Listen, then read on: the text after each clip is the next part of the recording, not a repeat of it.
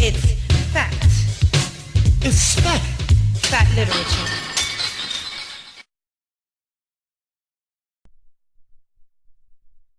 Ronny was born in Iraq and immigrated to Israel when he was very young. He's a very well known, he's considered the poet's people in Israel.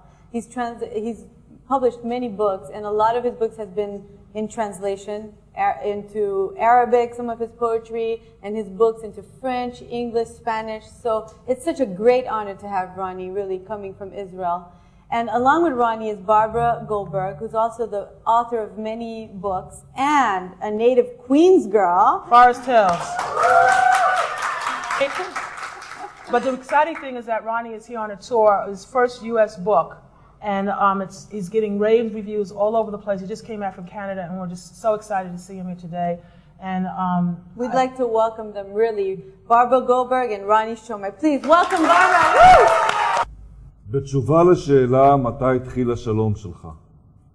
על קיר בית הקפה שליד המעברה תלו את שערו המתגרה ברוח של דוד בן גוריון, ולידו במסגרת דומה את פני הסופגניה של כולתום.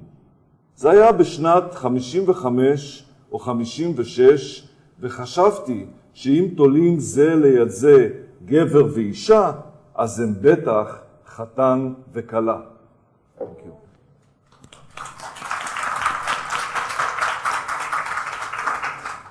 We had talked earlier about Kulthum, who's a very famous and well-loved Egyptian singer.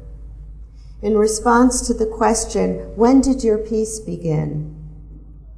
On the wall of a cafe for new immigrants, they hung a photo of Ben Gurion and his windswept hair, and next to it, in a similar frame, the pancake face of Kulthum.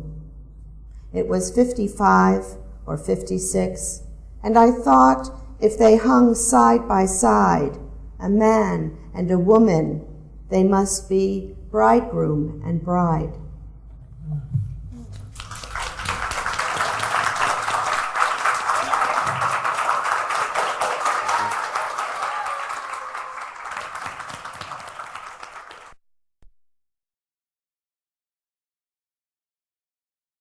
And I think now the new generation is really working towards eradicating that invisibility. And yes. And you've been involved very much in part of pushing that generation yes, forward. Yes, absolutely. I didn't realize, for example, my first book came out, Notes on 94th Street, came out in 1972. And I didn't feel I was a pioneer. That was my first book. It was about my neighborhood, the Upper West Side of Manhattan. And it turns out that that was the first poetry book in English by an Arab American woman. I found this out only a few years ago. What's happened, and there are a lot of reasons for it, there has been a tremendous, not only interest in the poetry, but there's so many poets writing. Yeah. It's like what happened with black poets in the 60s, you know. And this renaissance, I think there's a kind of renaissance. Well, renaissance means that something was, reborn. Okay, it is reborn. And I think it had a lot to do with the feminist movement. Yeah.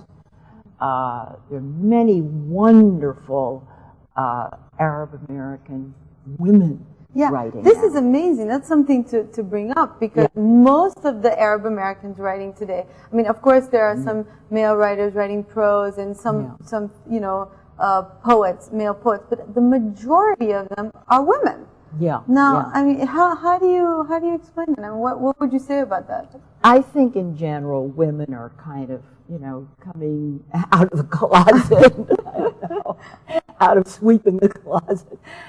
And your anthology, by the way, is a really important one. I mean, can we tell them? Yes. Now yes. we handled the Arab woman. I can't even speak anymore. Poetry of Arab women. But the best part is that she won a major award for it, Penn Oakland. She accepted about a month or so ago, and it's on a lot of bestseller lists, and we're just very excited about it.